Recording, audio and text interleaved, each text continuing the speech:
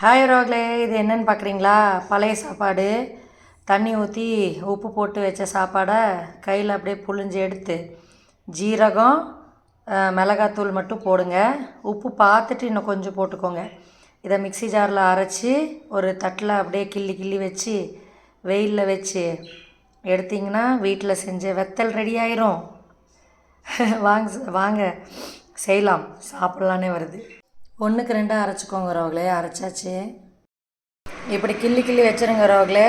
இன்றைக்கி first day ஒரு 12:30 மணிக்கு தான் செஞ்சேன். இந்த அளவு காஞ்சிருக்கு. ஒரு 3 நாள் 4 நாள் வச்சா எல்லாம் பாதி பாதி அப்படியே சுருங்கி வெத்தல் ஆயிரும்.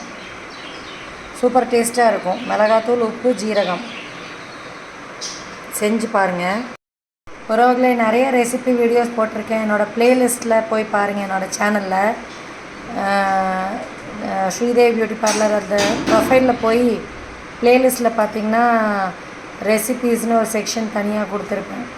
நிறைய ரெசிபீஸ் இருக்கும். ஈஸி ரெசிபீஸாக இருக்கும்.